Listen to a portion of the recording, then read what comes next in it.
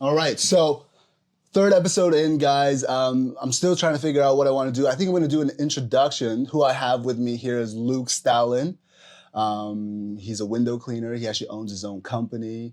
He does a little bit of stand-up on the side. He also does some amateur boxing, was it? Thai boxing. Thai boxing, a little amateur fighting, so we'll get into all that. And we'll just get into that right now, actually. All right, so Luke, what I want to know turn is, into you? No, This feels a bit gay. Yeah, you could do. No, we're actually just gonna go like this. Just get ready. I'll get into prone position. Yeah, the whole time we're just like, so Luke, like the podcast is just, Yeah, exactly. No, but That's what the people want to see, right? Yeah.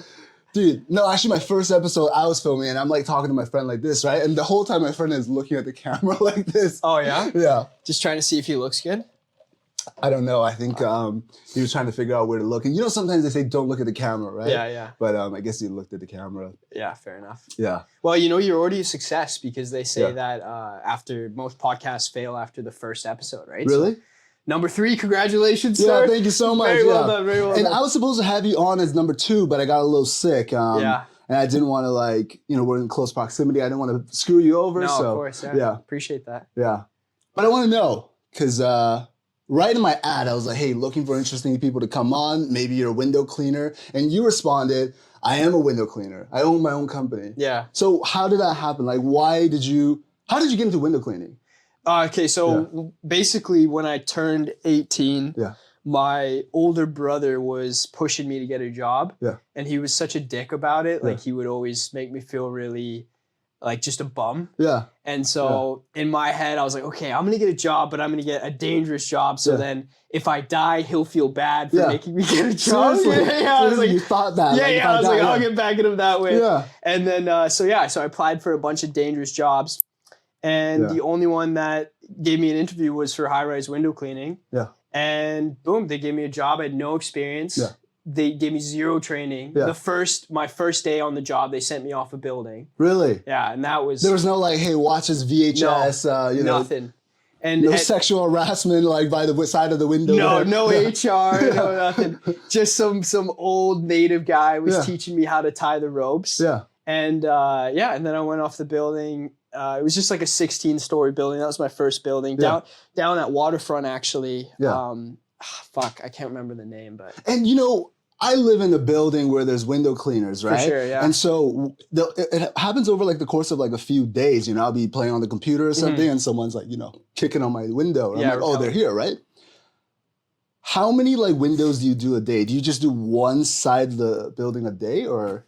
It just depends. Like most window cleaners, like an amateur guy could do 3 to 4 drops. They call them drops, which is basically where you set up your ropes and you rappel down. You clean however many, sides of the windows you need to. Yeah. And then if you're experienced, you can do like 7 to 8 drops a day. Like that would be really impressive. Yeah. And each drop is like a side of the building. No, each drop is a spread of windows. Yeah. So like say for your, like see this? Yeah. It's like 1, 2, 3. Somebody could do, 1, 2, 3, and then maybe 4. Like they could reach, because your ropes are pretty, one drop. Yeah, your ropes are pretty static, right? Yeah. Like there's not a whole lot of, you're not just like, swinging back and forth. Yeah. You're kind of coming, and there's a little bit of slack. You can lean over if you have a pole or something, you can get a couple more, but most people do like 2 big windows to like 5 small windows, right? Yeah. So that's a drop. But yeah, if you're really good, a building like this, like I didn't really see the outside, but something like this would probably take 2 guys like 2 to 3 days, I would guess. Oh, okay. So 2 guys, 2 to 3 days. Let's say there's 4 sides. Mm-hmm. You guys would maybe, so you could potentially do 1 side a day. Yeah, potentially. Yeah. With 2 guys, you could probably do 1 side a day. Okay. And how much like does that pay? It pays like by the hour? Like when you first started the job, like what was your entry pay? When I started, I was making $17 an hour. And I know, I was bare bones, but I had no experience, whatever. I just wanted a job. Yeah. And I had a phone bill. So they were supposed to give me $50 a month for a phone. Yeah. But I never got that money. Oh, really? Yeah, fuckers. How long did you work there for? Yeah.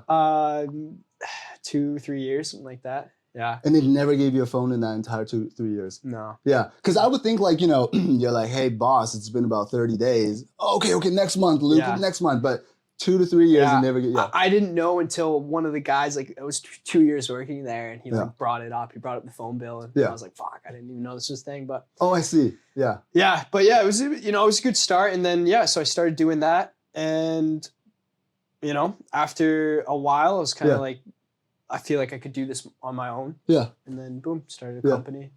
Yeah.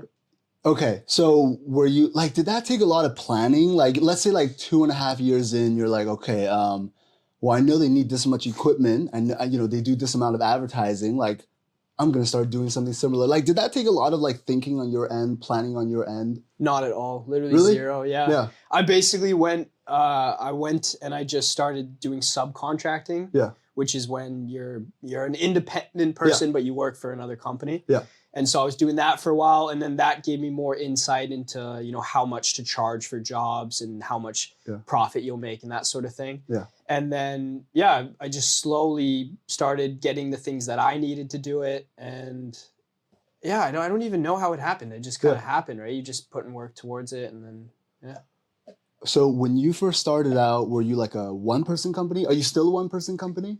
No, so it was me, and then the native guy, right? You poached the native guy. I tried to actually, but he was 68 years old when I started working there. Yeah. He was 70 whatever, 71 by the time we left, or by the time I left, and I don't think he's retired still. He's still going. Yeah. He used to smoke a pack of cigarettes a day, drink like 10 coffees. Jesus. Yeah, I don't even know. That man was made of iron. Yeah. But no, so I left the company, and then my boss, or he was my foreman. Yeah.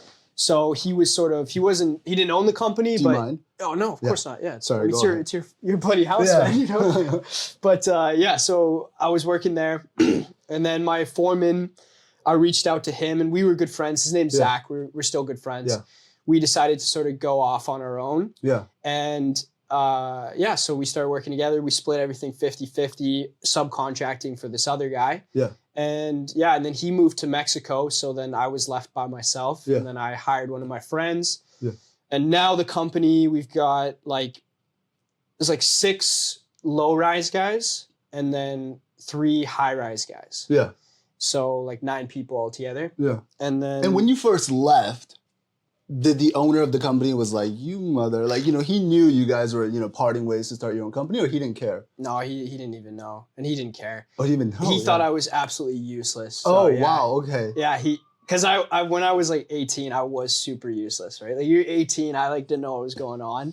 And so I probably didn't make him very good money. Yeah. So I think he was happy I left. Yeah. But who knows? I really don't know. Yeah. Now he's got this new competitor coming up in the city. He's like, who are these guys? Oh my God, it's you, Luke. Yeah. Yeah. Well, I did reach out to him the other day and to see if there's any capacity we wanted to work, if we could work together. Yeah.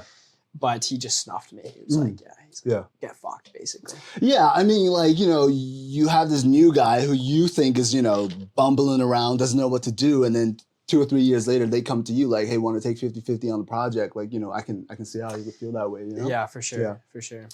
But I wanted to know, how much, no, I was about to ask, how much do you make? But I think that's a little bit too out there. I had this question, actually, but it completely phased my mind there, but. Well, I can tell you what we charge for buildings and stuff if you're interested in that. Yeah. A building like this would probably cost $20,000 to get it cleaned, something like that. So I don't know if does that seem high to you or does that seem low to you? I was always curious what people think it costs to clean buildings. It seems like the right amount, because that would only take you maybe about 5 days, right? Mm-hmm. And there isn't too much equipment overhead, right? You can reuse the same equipment, Pretty right? Much, maybe some cleaning supplies, but then you reuse the equipment. So. And then you split that between whoever cleans it 50-50? Or actually, no, you're probably paying the cleaners a certain amount now. I usually give them 20 to 30% each. Yeah. So then I'll make 30 to 40%. But then you got to pay taxes. Trudeau takes so much. Yeah. Yeah. And so some of these buildings have some of them just written a contract with you now. They're like, okay, every year, 2 times a year, I'm with you. Or you got to keep going to the buildings. Hey, remember me? You got to keep going. Yeah. Really? They never want to sign contracts because it's just, there's always going to be companies who can do it for cheaper. Right? Like that's how we got started. Is just like we were able to do it for cheaper, and there's gonna be some fucker who can do it cheaper than we can. Yeah. And so it's just a race to the bottom. Eventually, someone's gonna be cleaning a building like this for like $20. Yeah. You know what I mean? Maybe like a hash brown from McDonald's. Yeah. You know, one of those hot ones, like fresh out of the oven. Steaming. Yeah, and a coffee too. Hey, the other guy didn't want a coffee, and you're like, oh fuck, yeah. All right, no coffee. Still doing whatever. Wow. Okay. All right. You know, and I guess like, you know, I'll jump back into it if I remember any more questions about this. But you also want to do some like stand-up comedy, right? Yeah. When did that come about? Like, were you always like an artistic kind of person? You know, I was always a bit autistic. Yeah. No, autistic. Yeah. Well, I said artistic. Oh, but, my bad. You know, my bad. Yeah. those two often have a correlation. That's true. That's true. Like a savant. Yeah. They'd call me. Yeah. Yeah. No, they'd call me worse things. Yeah. Did you always have like an artistic side? Like, you know, at high school, you're like, man, I wish I could be drawing or writing or something like. Just comedy. I always loved comedy. Yeah. I started my first time I did stand up. I was also like 19, 18. Yeah.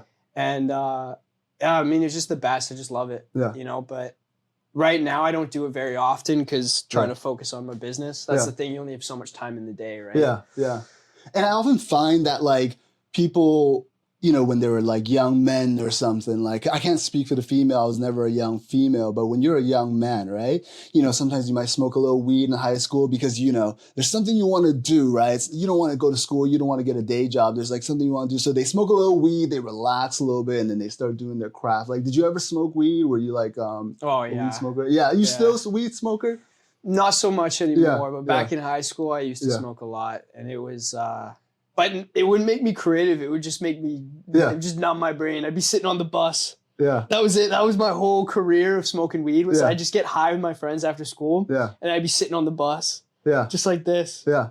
You know what I mean? Yeah. So you never felt like it like made you like write better. You're no, like, not at all. I'm a genius now. Not at all. Sometimes I'd get an erection. That's yeah. about it. Yeah. Yeah. I'd just be sitting on the bus, hard as a rock. Yeah. Is that from the weed or just like the I don't know. Maybe just the bus. Yeah, the bus. Something about the bus really, you know, got it from me when I used to watch Thomas the Tank Engine. Yeah. Just translated. Yeah. You know what I mean? Big bus guy. Yeah. Yeah, you always find like the seat with like the extra bump on it. Oh my God, don't get me started, Like, go ahead, bus driver. Speed bump slowing down, like speed up. Get her going. And you anticipate like that bump on the road, you're like, oh yeah. Now it's my time. Time your climax to that time. Yeah, he's like ringing the bell. Yeah, this is my stop. It's time to go. Yeah, man. No, I don't know. Yeah, what about you? You smoke a lot of weed, I guess? No, I used to smoke weed. And, you know, it's exactly as I described, like, you know, end of high school, after high school, I would smoke weed. And, you know, I always listened to a lot of rap music, okay? And a lot of rappers, they smoke weed. So I always, you know, had that influence. I'm like, well, if Lil Wayne could smoke weed and achieve whatever he wants, and I can do it too, right? And my parents were always telling me, like, you know, not everyone is the same, all right? You know, Lil Wayne has his own life. But, you know, for the longest time, I would smoke weed and I would, you know, do whatever craft it is. I used to write music, so I would like, you know, smoke weed and write music. But I did find, like, as I got into like my mid-20s that, it wasn't working. Like, I could achieve the same thing sober if I just put my mind to it. I'm naturally like, you know, I feel like I have some kind of like leniency, or I lean towards like creative things. So I didn't need the weed, you know. Yeah. But weed is nice though. But right now, if I smoke it, like, you know, I would just get too heady and, you know, I wouldn't be in the right place, you know? Yeah. Did you grow up in Vancouver? Yeah. I grew up like, I came here when I was 7. I mostly grew up in Richmond, this other side. And then, you know, maybe about like 5-6 years later, then I grew up in Richmond. But I remember what I was about to ask you now, actually. When I was searching your name initially, I saw, and we can talk about anything on this podcast, right? It's not, is there anything I probably should ask you, like, is there anything that, you know, we can't talk about on this podcast? I mean, yeah, maybe my sexual assault case. Yeah. You know, that No, I saw that, but I wasn't going to ask about thanks, that. I appreciate it. No, but I saw that is this your mom? I forgot her first name, but she was, you know, named like 40 under 40 as part of Vancouver. Yeah. My mom, my mom and dad, they had a business called Lotus Wear when we were growing up. Yeah. And it was like, it was killer. You know, they made a bunch of money. I was really young. Yeah. It was like direct competitor with Lululemon. Yeah, exactly. Yeah. And did they get bought out? Because I feel like the Lululemons, like I've seen some like Lululemon pants with like the lotus sign. Is that what it is? No. Oh, So we had 3 stores, I had nothing to do with it. I was just in my dad's balls and came out and was making. Oh, it was before. No. I was like, They started the company probably when I was like 7 or 8. Yeah. And then so what happened was we had 3 stores in Vancouver and it was going really well. And then they went to open up like 7 stores in China, actually. Yeah. And and then what had happened was the 2011, 2008, like 9-10 financial crash came through. And I guess it was kind of like a Rome situation. They were way too big and they had no stability. Yeah. So lost everything, went bankrupt. Yeah. Our house burnt down. Just like your dad was so mad at the financial crash. Fuck this house. He's like, fucking just Trudeau. It's just lit that shit up. No. But so they lost everything. Yeah. And then, we And how many siblings do you have? I've got 3. Okay. And by that time, like everyone was born? Everyone was born. Yeah, okay. Yeah, my sister was like, she's probably like 5. She's the youngest. Yeah. So I was like 12, 13, 14. Yeah.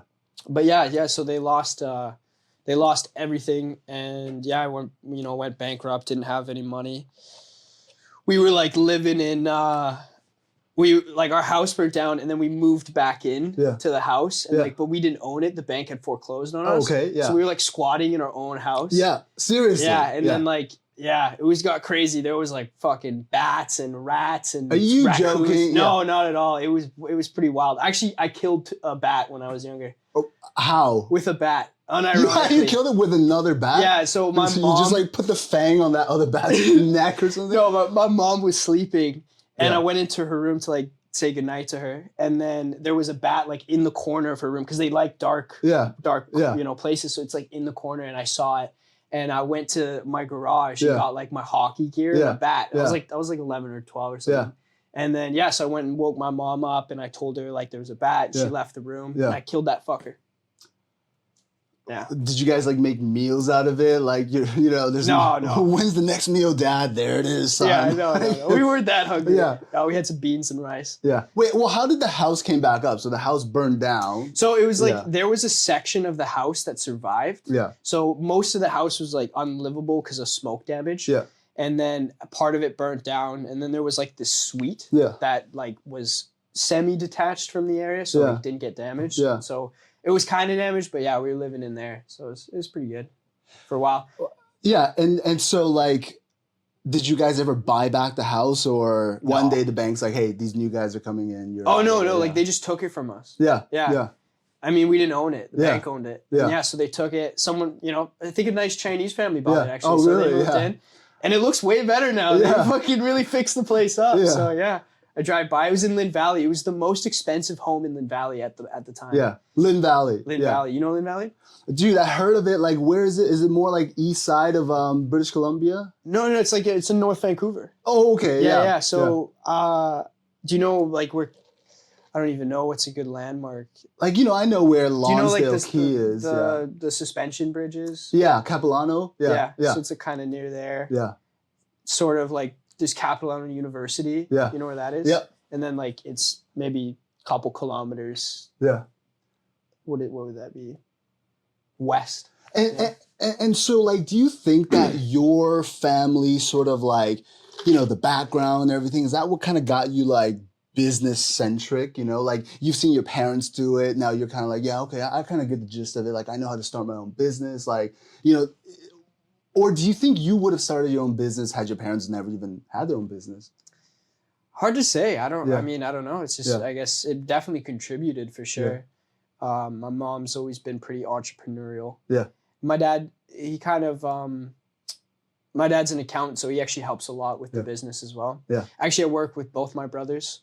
Yeah. My younger brother does like the marketing and stuff, so he's really good at that. Yeah. My older brother helps with like some of the sales and the operations, but he's got a full-time job as well. Oh, I see. Okay. So when you first approached your older brother, like with this opportunity, was he like, shut the fuck up, Luke? Like, cause he was the one that kind of pushed you into like, getting hungry and grinding for that, you know? And then when you first approached him, like, hey, I can pay you, was he kind of like... No, he was so on board with it. Oh, really? Yeah, because like we're older now, right? Like there's a lot of... We work together on a lot of stuff. We've done like some investments together. And like, there's a lot of mutual respect, a lot of love. Yeah. But yeah, no, when I told him and I just showed... Well, because he started helping me. We do snow removal in the winter. Yeah. And that... You know, I told him about that, and he was like, "Oh, this, like, yeah, fuck yeah, yeah." So he was super on board. Yeah, both my brothers were, my dad was, so we all worked together. So it's been sick. Yeah, it's really cool. Yeah, and super important.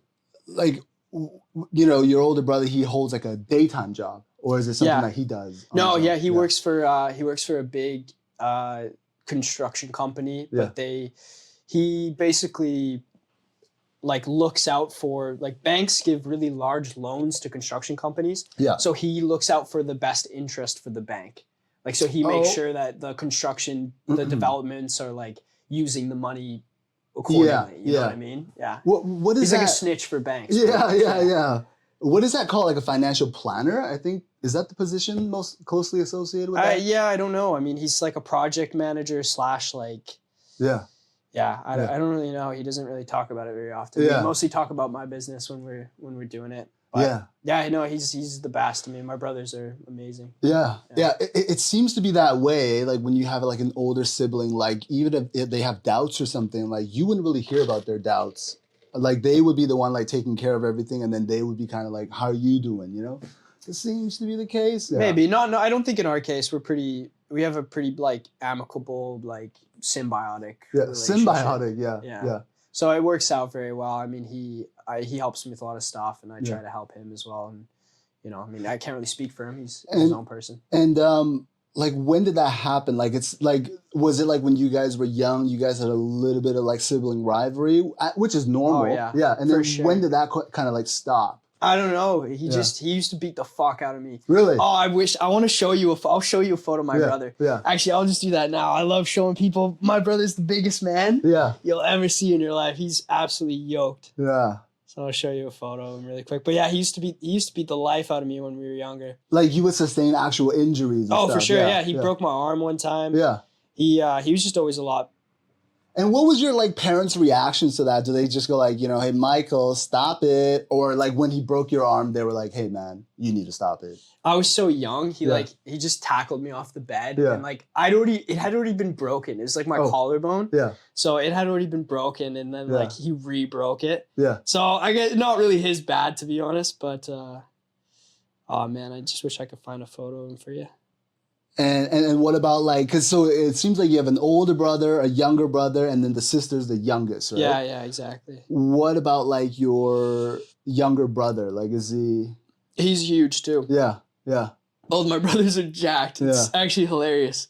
They're, he's great too. Does he work full time for you? No, he builds websites and stuff. Oh yeah. Okay. Yeah, so he does that like, you know, part time. Then he helps me like part time as well too, but. Is he like the nerdier one? He has like glasses and everything. No. Yeah. He's a little bit nerdier, I would say. But yeah. Oh, here's my brother. I just found some photos of him. Look at this guy. Oh yeah. Let's see. Oh yeah, he's big. Yeah. He's huge. Well, how tall is he? He's like 6'3", I think. Yeah. Oh wow. Yeah. He benches 3 plates. Yeah. Big man. Yeah. No, that guy's that's a big guy. Look at this guy. Yeah. Fucking jacked. Oh, he's pretty handsome too. Super handsome. He kind of looks like a Taylor Lautner. You know, from, He's not single though. He's in a relationship. Yeah. So unfortunately. Yeah, my little brother too. He's jacked. Both my brothers are jacked. It's pretty sick. Got some jacked brothers. And what about your sister? Is she like pretty jacked too? Is she pretty jacked too? Yeah. No. No, she's the best. She's the sweetest person you'll ever meet. Yeah. She I don't know. She's my favorite person for sure. You like. Was it one of those stories where, like, growing up, like, you guys would always, like, look out for her? Like, she ever brought a boyfriend home, you guys are, like, you know, like, over there, like, watching over? Or I don't know. She's not really, Yeah, she's yet to have a boyfriend, so you never know. She's 17 now. She can graduate high school. Yeah. But, we always look out for her. I mean, she's got 3 older brothers. It's kind of natural, right?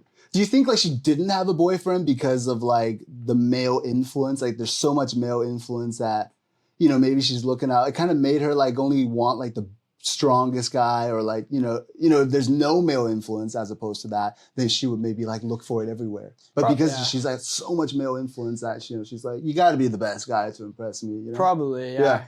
I mean, we just give her a lot of love, so she knows what it's like to like, she's not going to settle for some bum high school kid, right? Yeah. Like, I mean, especially with the state of high school kids today, right? Yeah. It's just brutal. Yeah.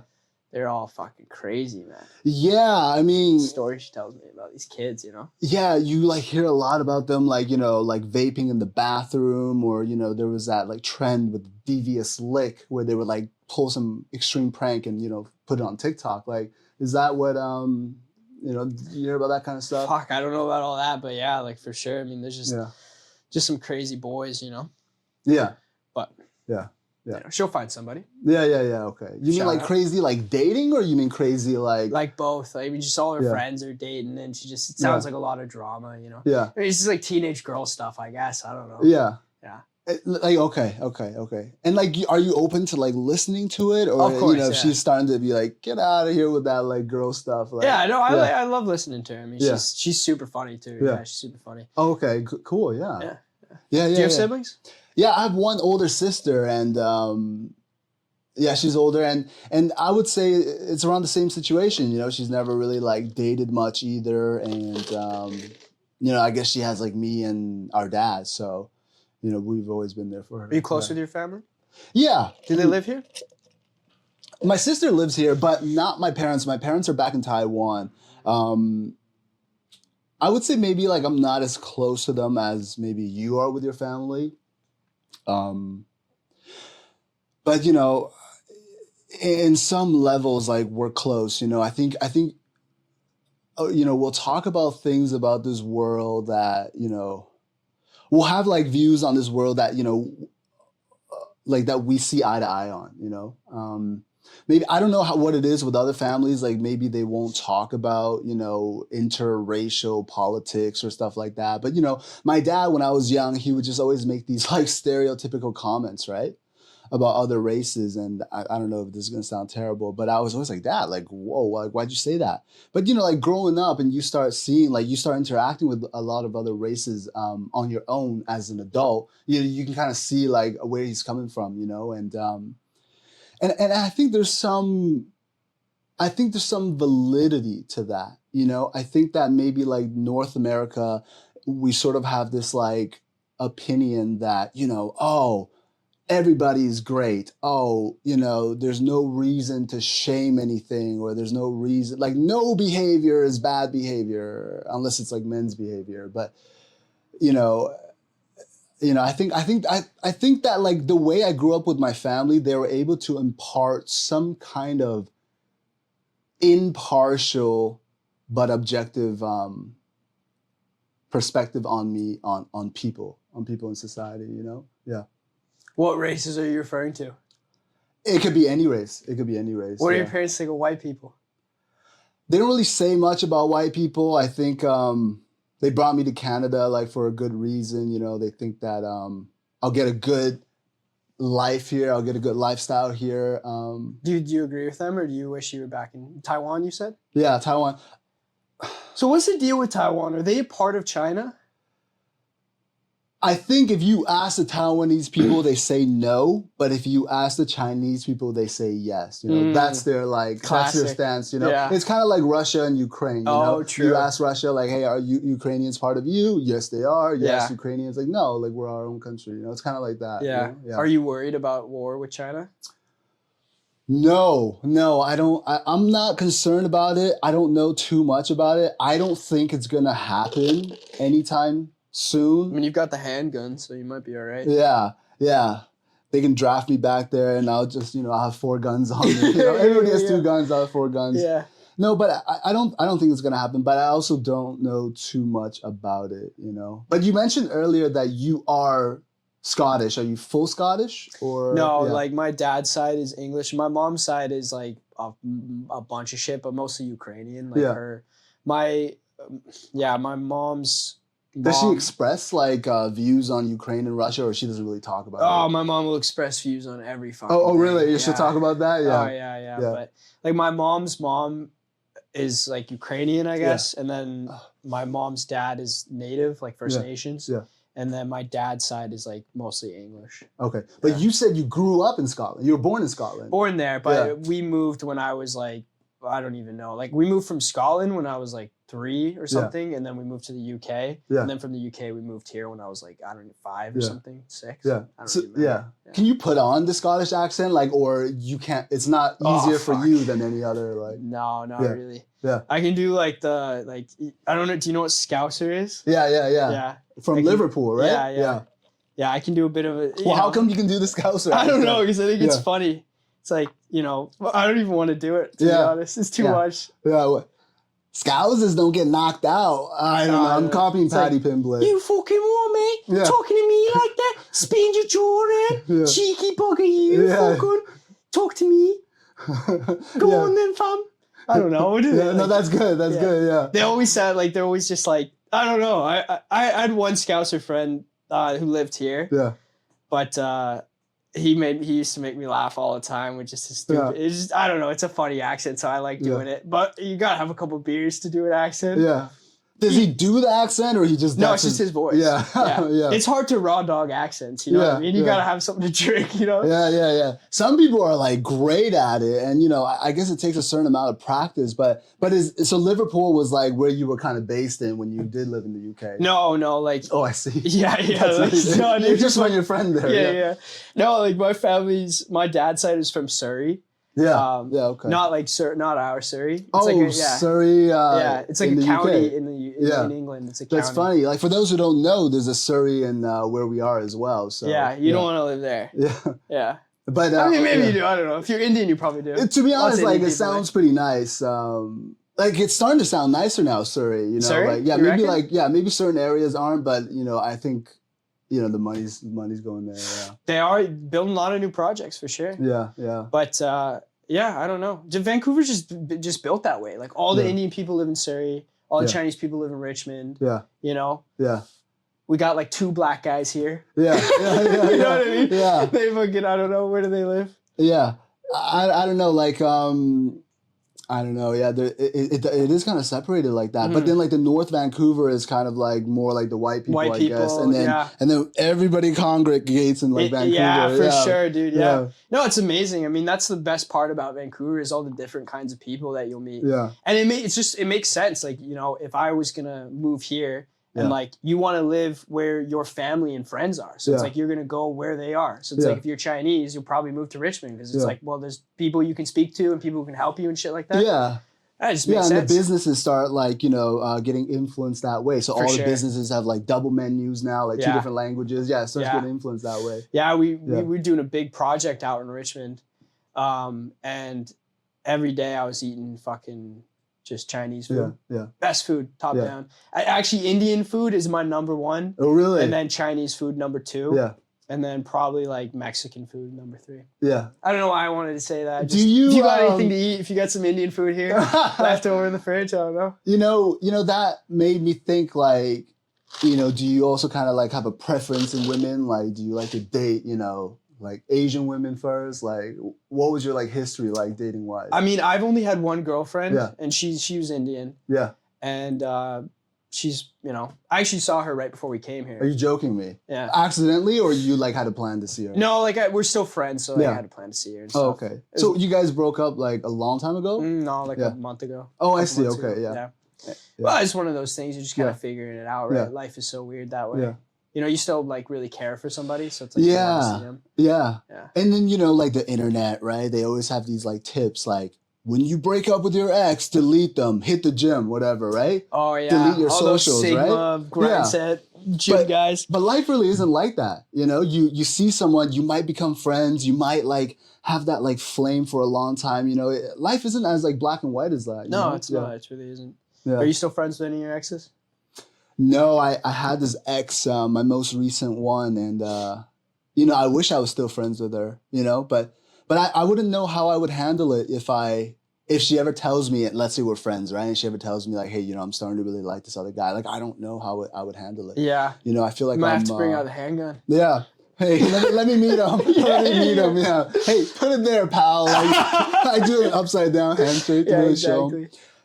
but you know, I think I'm just like naturally like possessive, you know, like, so I've never really been friends with, you know, my exes. I like, get that. Yeah, like it's that. definitely hard. But what Definitely about you? Like if she one day, well, like, are you guys in the type of situation that's like you might get back together? Like you don't even know? I don't know. I mean, we still, like, she hangs out with my granny still, so it's kind of wow, like, yeah. But I don't know. What's your type in women? You know, I prefer like the white women. White women, you know? yeah. I like the white stock, you know. I don't know. White women are bottom for me. Yeah.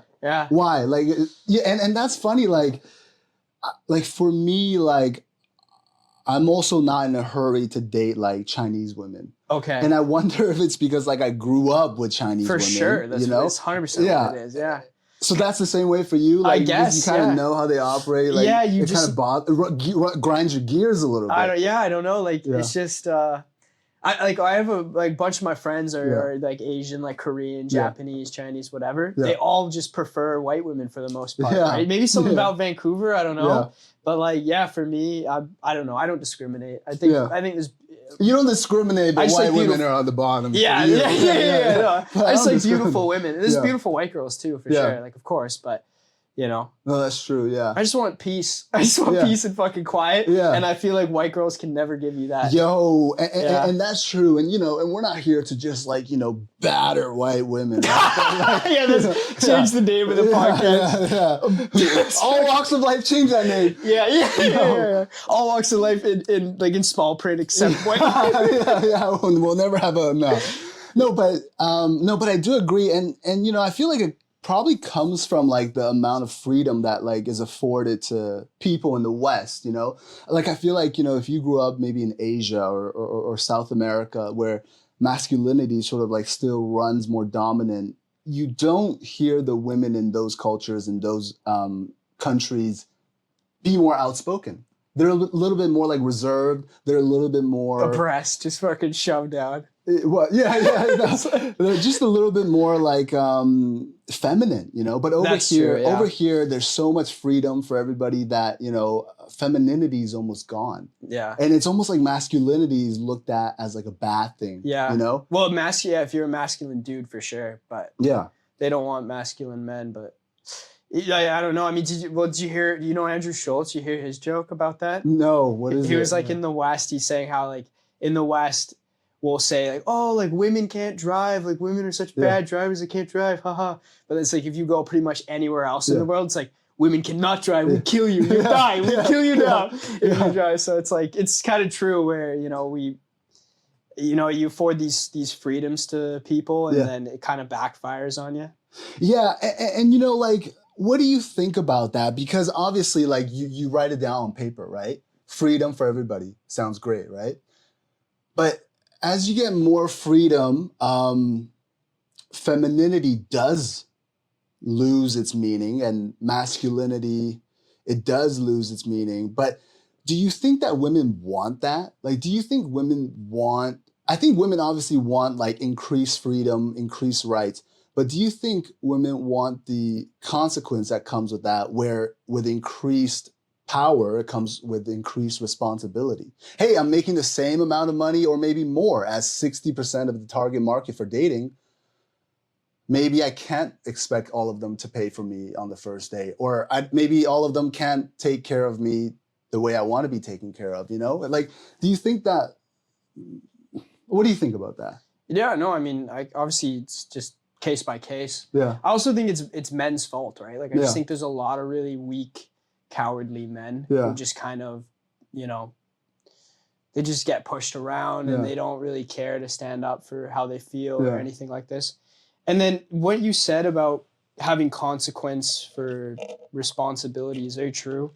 Which even if you just consider like the vote, for example, like if I was a person in, you know, the 1920s before World War I or before World War II, and it was like, okay, you can have the vote, but that means you get drafted, you go to war. Yeah. Like I'd probably be like, I don't really want the vote. Like you can fuck keep that shit, man. Like it's literally, it's like, okay, you get to have one tiny little say in democracy. Yeah. And then you get to go die. Yeah. I'd probably just be like, fuck it, you guys figure it out. Like, you know what I mean? Yeah. But hey, I got no say in this. Yeah. Yeah, just fucking, take my vote. Yeah, man. Roosevelt sounds good. Yeah. Figure it, go die in the fucking trenches. You figure it out, man. Like, no, for real. But then at the same time, I would totally, like, if Canada ever had to go to war, I would enlist for sure. Yeah, what the hell? That was completely different from what you said earlier. Because I don't think democracy works, but I also think that, like, if you don't fight for your country, then you're fucked either way. You know what I mean? Because it's like, if you just let somebody come and take it over, like, you're dead anyway. So it's like, you might as well, fucking go try and do something. Okay, but what if there's a third option, right? What's that? You're so rich, you grease the palm of border agents and you go live in Bali or something. Yeah, fuck. Well, then that's just cowardice, right? And it's like, even I think rich people, maybe they don't care. I don't know. I don't really know what it's like to be rich, or like my family was rich when we were super young. Yeah. I had a Nerf Gatling gun. Oh yeah, Nerf rocket launcher. Dude, it was like $120. Yeah. It was sick. Yeah. It would spin like. Did the neighborhood kids like want to play with you, or they didn't want to play with you? They wanted. I would have all my friends over because we had this huge house, right? And like we'd all play Nerf. And that was, those were just the best times. That was my peak of wealth, that's my idea of wealth. It's like having good Nerf guns, like, it's like, you made it, you're done. Absolutely. No, but I think you made a good point about with increased rights and freedoms, there has to come with some kind of increased responsibility. Consequence, right? Really. Consequence, really. Yeah. Like, so for like men, we have like a mandatory draft, at least in, if war comes, I think, is there a mandatory draft in North America? To be honest, I'm not sure. Not in Canada. Yeah. So if war comes, in the States, I'm pretty sure they still have it. Yeah. Don't quote me on that. Yeah. I know for sure Canada doesn't have it, but I know Asia does. For Taiwan, Korea. Yeah. Not even the draft, just conscripted, like you have to go into the military. Exactly. Right? But that doesn't apply to women. No. And I'm not one to be like, let's strip women of rights, right? But I feel like it's the yin and yang. We gotta conscript women. We gotta conscript. Get them in the front lines. Yeah, to be honest, we gotta have, we gotta give them a gun. because you can't be here and be like, oh, I'm better than a man. Or most of them say they're better than a man, but some might say I'm equal to a man. But you can't be here and say like, hey, I'm better than a man. And then when war comes, I need you to protect me. I know, but at the same time, I think truly masculine men want to protect women. Like I wouldn't want women. That's right. Like, so I wouldn't want a woman to say I'm better than a man. I would want a woman. Because we're not. No one's better, right? We're just different. We're just like women are so good at so many things, and men are good at so many things. Yeah. And men are worse at so many things, and women are worse at so many things. Like why? I just don't know why it's like they've just put the genders out of war. Yeah, they did. We just hate each other. We want to chop each other's heads off. Like men are the worst. Kill all men. Yeah. All women are sluts. All women are whores. Yeah. It's just bullshit. Yeah. It's like there's good people. There's bad people. There's good women. There's bad women. Yeah. We're good at some stuff. Like what happened to fucking nuance? Yeah. Where's the gray areas, man? Like why is everyone so just even with what you're saying, like, oh, when you break up, like, delete all your social medias. Only go to the gym. Never jerk off again. Fucking eat like ketamine in the morning. You know what I mean? Don't ever cry. Don't speak to your mom. She's a whore. Fuck your mom. You know what I mean? It's like this crazy shit online that's just indoctrinating men. It just sucks. It's horrible. Yeah, it's like I feel like we're experiencing these cultural like growing pains, Mm-hmm. I think during like the height of COVID, there became a lot of like, animosity. Animosity and like misandry maybe, oh, men are this, men are that, oh, men aren't this. But now I feel like we're starting to go through a period where there's a rebound. Wait a minute, masculinity is good. Masculinity is needed. Yeah. We should preserve masculinity, and I think we're experiencing that rebound now. So I'm happy about that. But it kind of leaves a bad taste in my mouth in terms of like, what about the future? Is there going to be some kind of upset over something that shouldn't even have an upset anymore?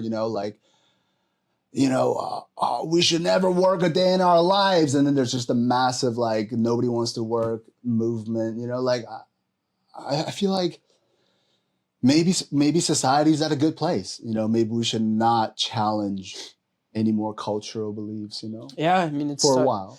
For sure. But I mean, nobody wants to work now. Like, did you know that the average age of a plumber in North America is like late 50s? No, I didn't know that. It's crazy. Like most plumbers, you know, electricians. I mean, electricians, there's definitely some youth in it, but plumbers specifically, like it's all older guys who are going to retire soon. Yeah. And everyone's going to be fucked. Yeah. Because you don't know how to fix your fucking sink. You know what I mean? I don't know how to fix my fucking sink. Yeah. Like our dads never taught us that shit because they don't even know. Yeah. So it's just, you know, like I work in the trades, obviously. Like I work side by side with a lot of, you know, we'll subcontract work out to other, you know, electricians and plumbers. And, you know, we do some minor renovations and that kind of stuff. And I just know a lot of people in the industry. And plumbers, dude, they're crazy. Like they'll charge $250, $300 an hour sometimes because they're so busy. They're booked out for months, you know, or years even. And what happens when they all retire? Yeah. Because they're making a fuck ton of money now, and then they'll all retire, and it's like, you won't be able to take a shit. Yeah. You're going to have to be throwing it out the window, man. Yeah. I remember one Davie time. Street. That's a hate crime, man. You're going to hit some gay guy. And fuck you, piece of shit. I have no plumbing. I tell you, man. Sorry. I remember one time I needed some plumbing work, right? And I was calling people on Craigslist, right? And this guy was like, you know, what, your job? Yeah, 150 sounds okay. He's like, but do you want me to come today? And it was a Saturday, right? And I was like, yeah, come today if you can. Okay, it's gonna be $600. And I'm like, whoa, like a $600 versus like a $150, like, you know, it does get up there, you know. And did he come? Did you bring him? No, I called someone else. Yeah. But you know, there's a lot of money to be made in trades, you know, but it really just comes down to like if you want to do it or not. For sure. You know? Yeah. Most of my friends who are in trades are doing a lot better than my friends who went to school, you know. Even my buddies who went to get a good degree, like engineering, that kind of thing. Like I have a couple friends who are in civil engineering, software engineering, that kind of stuff. You know, good, legit, like went to UBC, went to, you know, whatever, like reputable schools. They can't find a job, right? Because it's like pretty much everybody wants to be doing that stuff, right? Everyone wants like the air conditioned jobs, you know? And then I've got some friends who are, you know, working in the trades and whatever. Yeah. Doing a bit better, but it's just case by case, I guess. Even the software engineers like can't find a job. I would think those guys are like rolling in it. No, it's getting fucked. Apparently it's getting really bad, especially with like, you know, the development of OpenAI and ChatGPT and that kind of thing. I mean, like you know, it's so easy. Coding has become very, very easy, right? Yeah, that's true. They have these co-pilot systems and, you know, basically you can copy and paste someone's code, put it into your own thing, and then even if it doesn't work, it will diagnose what is wrong with the code, tell you exactly how to fix it. Boom, you fix it, and then you've just made whatever someone else spent, you know, hundreds of hours to make. Right? Yeah, I think you can go on ChatGPT and be like, ChatGPT, can you write me a code for like a basic website or something? And then he'll just be like, yeah, here you go. So, and that's 90% of the stuff. I mean, obviously you need, you know, that 10% of like really experienced, really advanced software engineers who actually can, you know, build really difficult things. You know, I mean, obviously don't know shit about coding, right? But no, I hear you. And so what's got you into like doing the amateur fighting, the Muay Thai? Is that what you do? Yeah. What's got you like into that? Like I don't like amateur. Like it's not like I'm like I don't have like big fights or anything like this. I've just been doing it for a while. Like I used to go to, I don't know if you've passed it. Lions. Yeah, I used to go to Lions for a couple of years. I've been to, you know, right now I go to Universal. But I haven't for the last month a bit, like I got sick, so I haven't been going, and it's been really eating me up, you know, because it's like my therapy. You know? And when you go there, people are so nice, right? You guys are all beating each other up. You all know like the hard work you have to do. Like nobody there is, no one's really going to be there and like disrespect you, you know? Maybe the one guy and then you guys have to beef and then fight it out. But no one's really there to kind of like, you know, disrespect you in a general way. Everyone has been super kind in my experience. You get a couple of like older sort of maybe like late 30s divorced guys who like come there to like take their aggression out and try and fuck you up. Like that'll happen every now and then.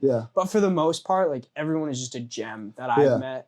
super I was nice. actually at Lion's Head just about like 2 weeks ago. Yeah. It's just called Lions, by the way. Oh, is it? It's Yeah, just called Lions now? Yeah. And I was doing jiu-jitsu, right? It was my first time there. Oh, you went to the grappling gym. Grappling, but I watch a lot of UFC, right? So I was like, I have an interest in it, right? So I went over there, and I swear to God, like on one takedown, like I almost got concussed. And, watching like UFC all day, I'm like, whoa, like I didn't realize how easy you could get like concussed or even develop like any type of other injury, For sure, yeah. Like I mean, the most common injuries that I've experienced, like breaking a finger or a toe or like jarring your wrist, like even if you hit the bag without any wraps or gloves, like you can just push your wrist in a bit, or you get a wrist locked in jiu-jitsu. And does that like affect you? Like you've obviously had broken a finger, like you said. Like, do you still feel that? Like 3 months later, 5 months later? Probably 3 months I'd say is the most. But most of the time you can just like wrap it up, like especially with my toe. Like I've broken the same toe like a bunch of times. Yeah. And you can just wrap it up with tape. And then like as long as you're kind of conscious of it, you can avoid, hurting it again. Do you think like those type of like injuries, and let's call them like minor injuries, right? Yeah, for sure. Like, do you think that those kind of minor injuries, like years down the road, they'll cause some kind of like inconvenience for you? Maybe. But what do you think? Like, because you've done it maybe like for a few years now. Like, I hope not. But probably not the toes or anything. But like my collarbone, like I've broken that like 3 times. I broke my ribs once, and that was super painful. That was the worst one for sure. Yeah. Because you can't laugh. No, seriously. Like it fucking hurts to breathe, to laugh. Breaking your ribs is definitely the worst one that I've experienced. Yeah. Getting hit in the balls, that hurts. Wouldn't recommend that. Everyone knows that. You got to wear the jock strap when you do this kind of stuff. I don't though. I never wear a jock strap. Just because I'm an idiot. Or like I didn't wear a mouth guard for so long. Oh, that's dangerous, that's so stupid. dude. No, it's just stupid. I chipped my tooth pretty bad. Oh, really? So I got like a vampire tooth now. Oh, really? Yeah. But okay. But I don't know. Apparently, like naturally, we're supposed to have like some kind of canine teeth there. So the canine. Yeah. Did it help you like eat steak better after? You're like, hey, thanks, buddy. Like maybe I don't think so. Yeah. No. Yeah. But no. I mean, it's just just a good. Everyone's super good. Everyone is really nice. I mean, even the scariest looking dudes, where you're like, fuck. Those are always the absolute nicest people because they know like they can be super nice because nobody's going to disrespect them or like take their kindness for weakness. Yeah. Right. I think a lot of men who are like insecure have that version of themselves where like, oh, if I'm too nice to this person, they'll think I'm like weak or something like this. Yeah. But guys like that who are just fucking monsters, you're like, that is something that like maybe like the skinnier guys or the less threatening guys, that is something I think they have to deal with. The nicer they are, but they're not very threatening, they could potentially get taken for granted. And I think it's a harsh reality in this world. Unfortunately, I feel like for those guys, they have to kind of like develop some other sort of like peace of mind. Like maybe they have to make like, fuck you money or something where they're like, okay, I know I got 2 condos, but I'm short and I'm bald. I can be nice to people because I know that I'll never, I got it like that, but, I think that unfortunately if you're like maybe like an average kind of person and you don't have some sort of like backup or some sort of, asset that you could potentially get taken advantage of because what's there for you to sort of be your trump card? Like nothing really. What you go out there as, you're sort of like taking other people's like good graces. When you get into a relationship, like what you're offering isn't too deep, isn't too different. When you go out there, you're sort of mingling. You're not going out there as a corporation of your own where, hey, I have this, whether it's an internal value or an external value. You're going out there like, hey, I have this. And people are like, oh, that's cool. You can draw people in that way. But when you don't have much, I feel like you're going out there as like, hey, I don't have much, whether internal or external. My relationship with other people will have a little bit of take from them, What do you think about that? Yeah, for sure. I mean, if you don't have confidence in yourself or your abilities or you don't feel good about yourself, then I mean, you're going to be pretty insecure. And I think sort of you think that other people see it in you, you know? Like, it's like immediately you're like, oh, like this guy knows that I got a small penis or whatever, you know, like, and maybe you're naked and he sees your small penis, you know, but that's okay. Maybe that's the biggest penis that guy's ever seen. That's very true. Yeah. Maybe he's a blind man. You know? And he's like, can I touch it? Or whatever. I had a friend who's blind, and he literally touches people's face. Yeah. You know, to see if they're handsome or not. You know, and he'll tell you straight up. Yeah. You're fucking mid as hell. Yeah. Like, he'll be touching you and it's like, you are not good looking. Yeah, but how does he know, like, what handsome is? Like, he would only have his own version of handsome. No, he lost his vision. Okay. Yeah, in grade 10 or something. Yeah. Oh, really? Yeah. Yeah. So he's 100% blind. Yeah, pretty much, yeah. But you gotta wonder, like, how does touching someone's face, like, translate into... Did you think you had to get good at that? Like, probably. Oh, okay, let me touch 500 faces. Now I know this feature is, you know, a strong nose or something. Yeah, just like proportions, I guess, you know? Yeah. Maybe he's like... Yeah. You know, he starts up here and it's like, he keeps going and there's still forehead. Yeah. Right? And you're just like, there's still forehead. And you're like, damn. Yeah. You know what I mean? Oh, you're beautiful. Beautiful. It's actually just a coconut or something. Yeah. Yeah, pretty much. It's just a slab of wood. Who are you introducing me to? Yeah, man. But I don't know. I feel like everyone should learn how to fight, I think. Yeah. It gave me a lot of confidence. But hold on a second. Like, so you got this blind friend, right? Like, does he have like a girlfriend or something? He does. Yeah. I think they're married now. Yeah. He's further. Was he with them? Like, was he with her when he could see? No. Oh, I see. No. So, and you know, you don't have to say their names or something, but did you feel like maybe like the girlfriend kind of lucked out, or you know, like someone is out of someone's league? Like, I think they're just great for each other. Yeah. They're both super nice. And she's not blind either. No. She can see. So did you ever ask, or like, did you somehow like got to find out like how they met, or you know how? Yeah. No, not really. It was at a movie experience. Yeah. Yeah, something. She was like, that. "What are you doing here?" Oh, I love listening. He was just in the ladies' bathroom. Yeah. She's like, "What?" So, yeah. Oh, I'm blind. Oh, okay, no problem. Yeah. Yeah. No, I don't know. I'm not like super close with him anymore. Oh, yeah. Yeah, we kind of.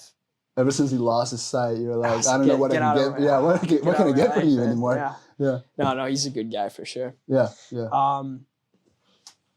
But I don't know. Are you in the market? Are you looking for love? Yeah, you know, I would say like if I could find a girl that, you know, is what I'm looking for, totally, I'd be down to be in a relationship. But I also think that, you know, I don't know what you think about like monogamy from like the man's end, or if you just think that monogamy works for everybody. But I just, you know, every one of my relationships, you know, I could love the girl, right? But maybe like 6 months into it, you know, I feel like there's other women that I want to be with. I still love her, but you know, there's like these beautiful women that I still want to be with, at least like physically in my head, that I feel like I had to find a girl that'd be okay with, you know, openness like on my end. You know, I can't see myself having it open both ways. I can't see myself having it open in the sense that like, you know, my girlfriend is also smashing other guys. Like I can't see that. But, you know, I feel like I'd have to be in a relationship where the girl could understand me being with another woman, like, you know, once or twice, or her being with another woman with me, you know? And what about you? Like are you like a pretty monogamous guy, or do you think that, you know, you could be open to polygamy? Like, what do you think about that? I don't know. I think monogamy is important. Yeah. Especially like in a long-term relationship. Yeah. Obviously every guy wants to, you know, sleep with every beautiful woman sample that the they market, see. Right? But that's just temptation, right? Like that's all it is. I mean, I think if you truly love somebody, you wouldn't want to disrespect them in that way. Yeah. You know, like, because unless it's a really unique type of woman, most women, even if they say they're okay with you sleeping with other women, I mean, they're not gonna be. Like, they will resent you, and like, you know, you are sort of disrespecting them in that way. Yeah. But yeah, like obviously in a perfect world, like, you know, who wouldn't want to get everything that they want with no consequence whatsoever, right? Like that would be great. Yeah. It's like, but it's just not realistic, right? You know, if you love somebody, you want to respect them. And, you know, if you're sleeping around with other women, then, you know, it's tricky for sure. But and teach you know, their own. Yeah. And, you know, you could say like, okay, you know, why is she with you? You know, if a woman could let you smash other girls, like, is it because there's an ulterior motive? Like maybe she likes your resources. Yeah, probably. You know, or there's just something wrong with her, I would guess, you know?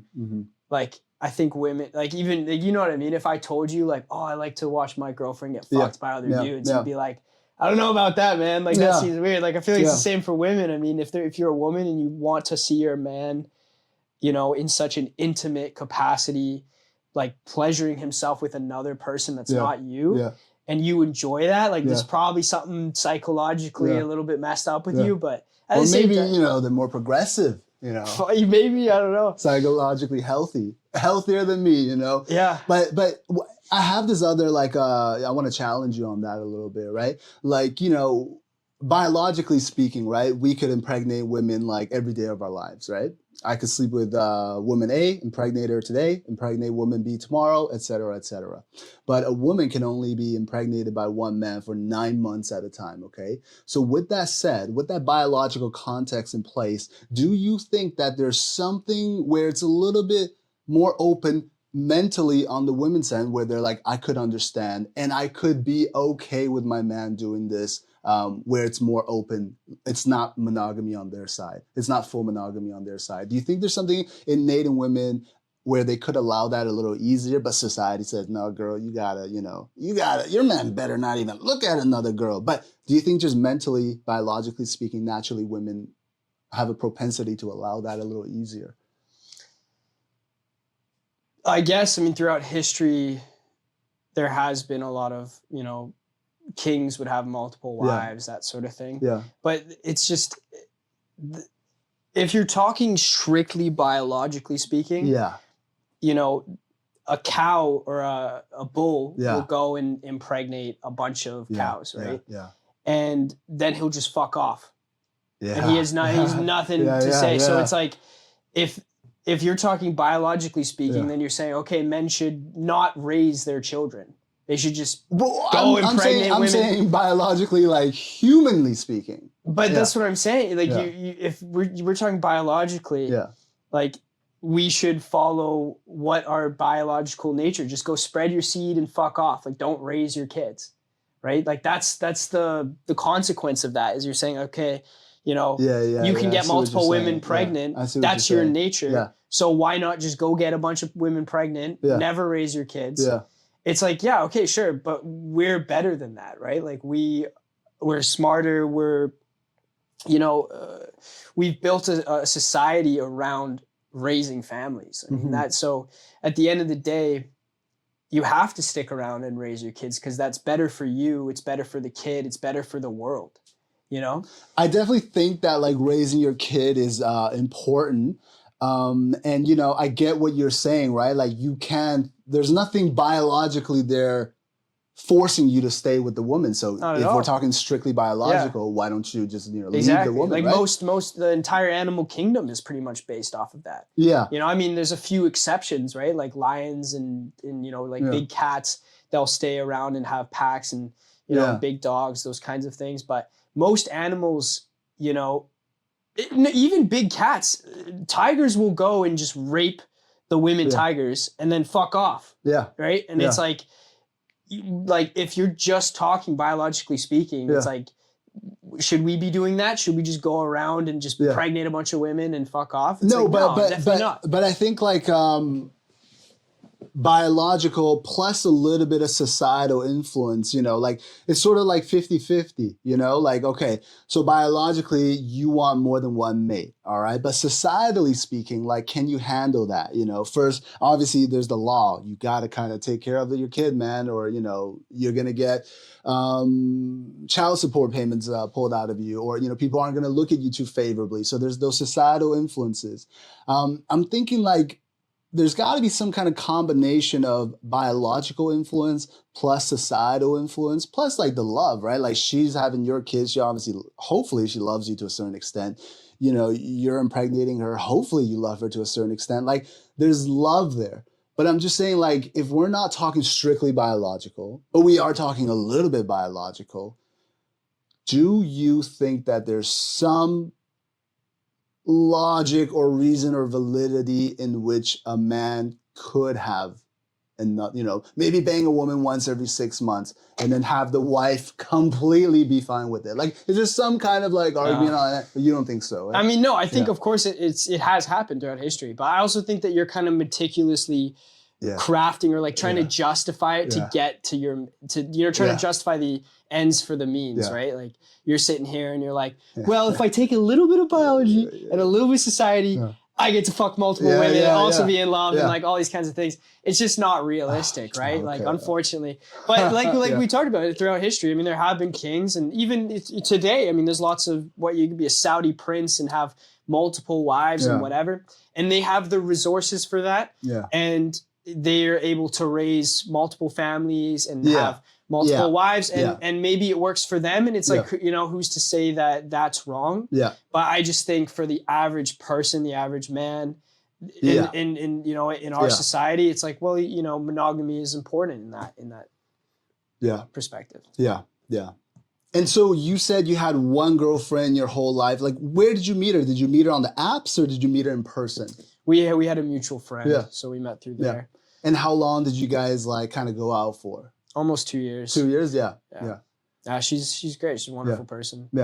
But was it like love at first sight? Like, did you kind of like, you know how, like, was it love at first sight? Like, you knew like you wanted to date her, or? For sure. Oh yeah. Yeah, like immediately when I met her, I thought she was so beautiful. Like, she was just, I don't know, just very sexually motivated.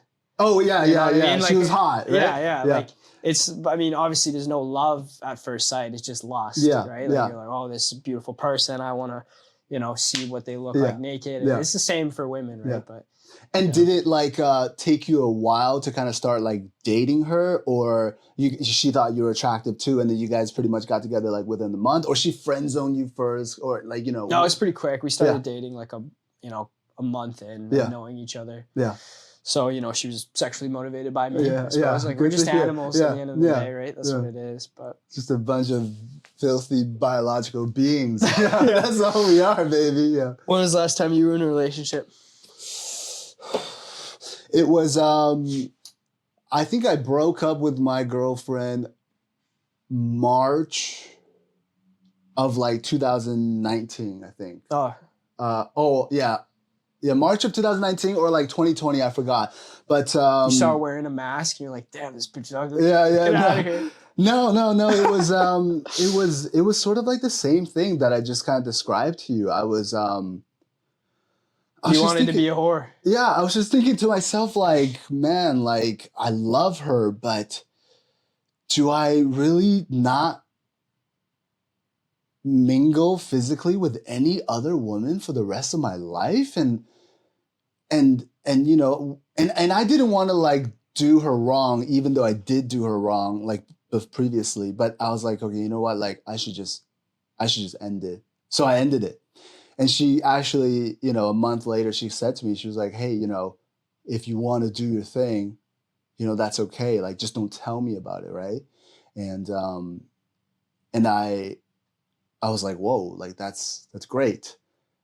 But then I did my thing like one time, and I think she knew, maybe because, you know, I didn't fuck her as passionately or something the next time we met up, and she knew, and you know, and she cried, and then I was like, man, like, And, once again, I thought I was coming out valiantly and I was like, I can't do this to her. So then I really broke up with her. But, I'll be honest with you, man. Like, I haven't stopped thinking about her since then. And it's been like 3 years, Do you ever, did it hurt you to feel like you disrespected her by doing that? Yeah.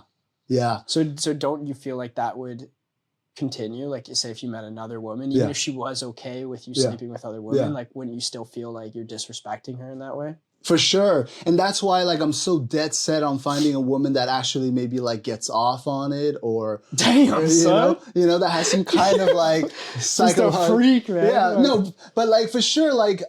Because I want that, but I don't want to see, my future girlfriend cry. So it's like, there's got to be a solution. And maybe I'll find out 10 years down the line that there's no solution. But... right now, I'm kind of hoping for that solution. Okay, so if any ladies, if you want to watch him fuck another woman, if there's any psychological deficiencies, you can match mine and let me know in the comments below. Well, that's what it is, man. I mean, you're just a fucked up person trying to find an equally fucked up person that fits you in your fucked up ways and their fucked up ways. I mean, we all have, we all have a little bit of like our own like unique nuances, like you're saying, our psychological makeup. Like, it would be nice to find someone that closest matches to it, Do you have faith in that? I think so. But I find that... Well, it sounds like your ex was a pretty good fit. No, but I think she was one of those women that you described earlier where they say they're okay with it, but... Well, it's just she probably just loved you so much and wanted to keep you and was willing to...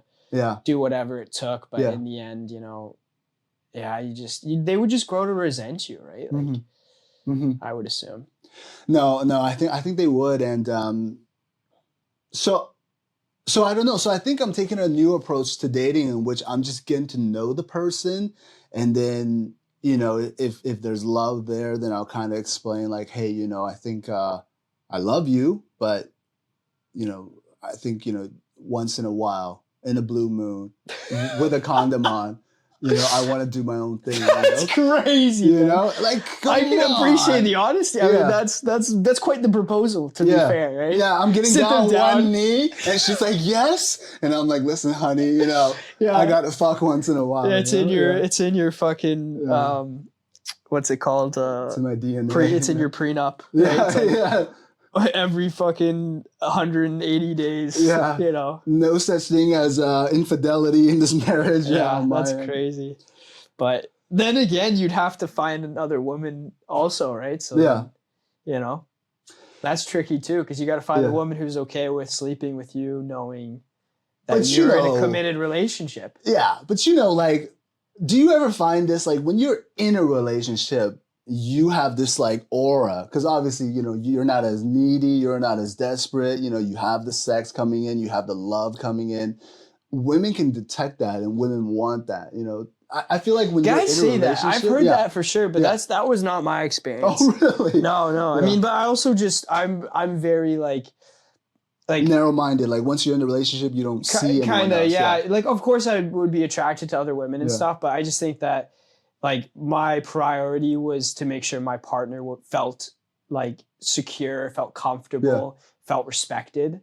And so like, I just was very adamant about, not putting myself in precarious situations with other women, not, talking to other women, flirting with them, that kind of thing. Just because I expect the same, right? Like, you know what I mean? Like with my relationship, I was very adamant about being like, I don't want you to talk to other guys, flirt with them, disrespect me in that way. And it worked out, very well. I mean, as long as you're honest about which I can appreciate you, if you meet a woman, you're honest with her. I mean, there's there's nothing wrong with that at all. I mean, God bless you. I hope you get everything that you want, No, but I want to ask you a question. You said, and I think you're great. Like, we just start sucking each other off now. No. But I think what you described was a great, like, father type thing. But I want to ask, has that ever, like, bitten you in the butt where you're sort of like, you always want to make sure your partner's secure, right? But did you ever find, like, initially, like, maybe some women wanted the chase, the excitement, and because you're so, you're just a secure person, you made them feel secure, that it maybe lessened your chance of getting with some girls because, you know, they're like, oh, looks like I got him. For sure. Yeah, it did come. Well, yeah, for sure. I mean, but those are not the women that I want. Yeah. Right? Like if you find a woman and she's like, man, this guy's making me feel so good and comfortable. Yeah. I don't want him. Then it's like, I don't want her. Like, why would you want a woman like that? But even you know what? Sorry, I believe you when you say that, and I love how confident that sounded. Did it ever hurt you, like even one time though? Like you're like, what the hell? Like for sure. Yeah. But when I was younger, when I was like 16, there was this girl who I was like head over heels for. I thought she was so beautiful. And so I was just a simp, you know what I mean? And it totally bit me in the ass because then she didn't want anything to do with me romantically speaking. And so after that, I was kind of just like, look, like it doesn't work this way. So I'll try to just be more kind of centered, you know? Yeah. Where it's like, you know, I'm going to be honest about how I feel and everything, but also you have to have boundaries and stuff. Yeah. Well, a question I have for you is that how would you feel if say your sister started dating a guy and was like, you know, he was super great in every capacity, took really good care of her, but then he said he wanted to go have sex with a random woman once a year or whatever. Yeah. How would you feel about that for her sake? Yeah. I would honestly I would talk to her and I would say like, hey, like, are you okay with this? Because if she's not okay with it, then she should break up with him. Like it's not up to me. Like, you know, that guy could maybe have a job in like, I don't know, like illegal monkey fighting or something, right? Like, but if she loves him and there's, you know, he's not putting their family in jeopardy, then I'm not going to say anything. If she's happy, then that's good for me. And there's nothing like crazy about it. But, you know, if she was like, well, I don't know, Tony, like this is kind of eating me alive. I love him, but, you know, I can't really see him. I can't have him bang another girl once a month. Then now you're down to once a month. Holy shit. You fucking went once a year, once every 6 months. Now it's once a month. No, but you know, like, once a day, you know? Yeah. Apple a day. Then I would say like, okay, you should like break up with him. Yeah, for sure. Yeah. It really, it's up to him. No, or it's up to her. Yeah. No, that's super respectable. I mean, of course, but I just know for me, it would bother me. Like if my sister was dating some guy and I knew he was sleeping around, even if she was okay with it, I would still... But like you said, I mean, if they're happy, right? It's just... What about you, okay? Let's say your sister, right, gets with a guy, okay? Loves him. And he loves her too. But he's a drug dealer. Would you like... But he's monogamous. He treats her well. No, I don't care. Would you sway? You wouldn't care. No, I would totally care. Yeah, you would sway. Yeah, like, what would you do? Would you... Outside of telling her, like, hey, maybe this isn't the best guy, would you actively stop, like, delete his phone number out of her phone? For sure. I mean, but this is a hypothetical that would never happen because my sister is incredibly intelligent and would make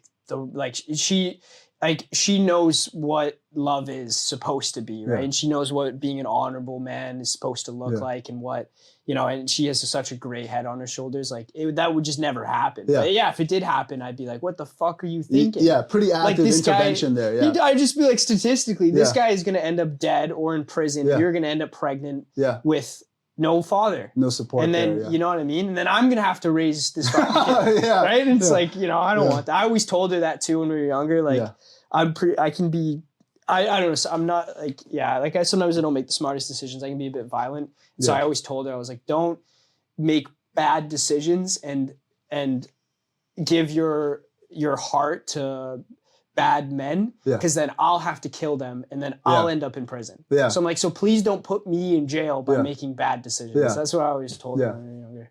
But she makes great decisions. She's super smart. And like, can we get into like the violent stuff a little bit? Like have you had a past, like a violent past in which you had to like beat up somebody in like high school or something? Or I got in lots of fights when I was in high school and just being an idiot. You know, my older brother kind of took that out of me a little bit because I think it had to do with him because he used to beat the fuck out of me and then I'd go picking fights. He taught you to not do it. Well, this was like 2 years, a couple years, maybe a year ago. I got into a fight with this guy on the street, like just like an idiot. You know? On the weekend or something? On the weekend. On Granville. Fucking Granville. I was fighting this guy. My older brother was driving by. And pure coincidence, he was driving by. Well, his girlfriend was driving him home. Yeah. We had left. Him and I were at a birthday party together downtown at one of the bars. I can't remember what it was called. Anyway, so I got in a fight with this guy. It was stupid, whatever. He, pulled over, got out of the car, and like ran up to this guy who I was fighting's buddies. Like he had 3 buddies, and he was like, "None of you fucking touch him!" Like just started yelling at these guys. And anyways, the fight got broken up. Yeah. And after that, he was so mad at me. He was mad at me for like a week or something. Yeah. For jeopardizing your life, kind of. Exactly. He's like, "Why are you fucking such an idiot fighting random? What do you have to prove?" Like he said it perfectly. He's like, "You have a chip on your shoulder," which I did. And after that, I was just like, man, I did have a chip on my shoulder and I just needed to get rid of it. You know? Have you ever heard, that expression? Yeah. Was the chip on your shoulder like because he used to kind of rough you up? Like probably it had something to do with it. Just like, Did you tell him that? Yeah, of course. Like, dude, that's because of you. No, it's just like, I always like, when you're young and like, this was a couple years ago and it's just like, you want to be a man and you want people to think you're tough and man strong. And, you know what I mean? I wanted my friends to think that like I could fucking beat up guys or you know what I mean? Whatever. Like, and it was just stupid, but thank God I didn't get hurt and he didn't get hurt as well. Like, like badly hurt. I mean, of course it's a fight, but like, what I mean? Yeah. You think about it sometimes, like when you're, what would I do if I was caught in this situation? And, when you were young, like the solution would be like, how would I win in a fight? But but as you get older, you're like, how am I going to run away? Like, do I want to get into the fight? No, exactly. What if he hits his head on the concrete? Exactly. Yeah, like, or stabs you, or his buddies. His buddies could have easily taken my buddies. They were way fucking bigger. Yeah. And you know what I mean? It's like, or he could just brought a knife out and stab me, or or the police could have stopped us, and then now I got a criminal record. Like, it's just you gain absolutely nothing. And you risk everything. Yeah. I'm risking my friends' lives. I'm risking my life. I'm risking this guy's life. For what? Just because, he was walking by, he bumped shoulders with one of my friends and he called him a slur. Yeah. And I got upset about that. That's pretty crazy. Yeah. Like, if you said something like he was buying a drink and not letting you get into the bartender, I'd be like, hey, Yeah, and like that's crazy. It was crazy. And so like I got into this guy's, I was like, what the fuck did you say? Yeah. And he was like, come over here, say to my face, talk to me, whatever. Yeah. I got in his face, and this is what I used to do. I learned this in high school. Yeah. Most of the time fights will not happen. Yeah. It'll just be 2 guys yelling and then you'll push each other, whatever. Yeah. So what I started doing was I'd kiss the guy on the lips. Yeah. Like because you get so close to them. The likely option. Yeah. And then I would just give them a little smooch, and then immediately they want to fight you. Right? Like immediately it's like, okay, like let's get it on. Yeah. And so that's what I did. And at the time, like I felt justified in that. You know what I mean? I was like, oh, he called my friend a slur. Yeah, I could kiss him. Yeah, of course. Yeah, and kiss him, give him a smooch. Yeah. And give him some herpes, right? Like he's asking for it. I was like, come here, little, give me those soft liberal lips, young man. Whatever. Yeah. But so like at the time, it feels like you're in the right. You feel like whatever. You feel like the hero. Like I'm like, oh, I'm gonna step in, beat this guy up, embarrass him a little bit. Yeah, but I'm just a fucking idiot.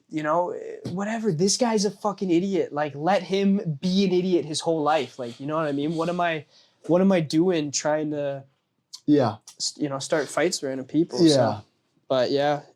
Yeah, a lot of times like, and I get this a lot like online, right? Like, because I've had this YouTube channel for a while now, maybe 1.5 years, okay? And not everyone's going to agree with the content I make, right? So sometimes I'll get comments online and it'll be like, and it'll just be a comment, like, not even about the quality of the video, but it'll just be about my race or something, right? Oh, yeah, I just get them. Hit you where it hurts. Yeah.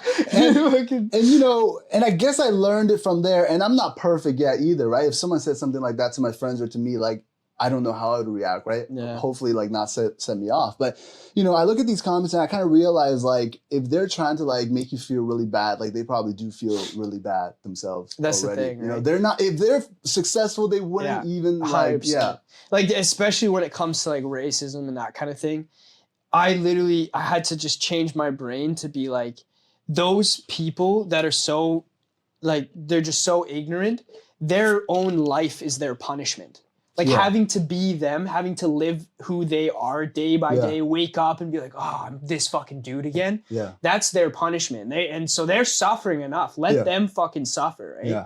And so there's just no need to, especially when it comes to risking your own fucking lives. I mean, downtown Vancouver, it's crazy, man. Yeah. Hastings has gotten so bad, dude. Like the east side, I mean, we do snow removal, and so, you know, we do like salting where we just put salt on the roads. Yeah. And so we do that at nighttime. Yeah. And we have a lot of job sites on Hastings. Yeah. And it's just like, fuck, I get the guys to, make sure there's always 2 guys and one of them's looking around. Like, it's just crazy. Like, it's bad. I mean, it is bad.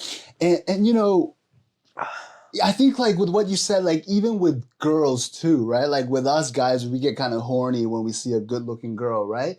But not every girl. Speak for yourself. Oh, okay. My mistake. But I only like buses. Remember? Yeah. I'm a big bus guy. Sorry. But even with girls, like there's a little bit of like, not every girl is like healthy for you, you know? Like you might see a girl and, you know, girls are better at this, right? They're better at like making themselves look more put together. For sure. They might want to call you a slur, but they won't do it in public, right? So you won't know, right?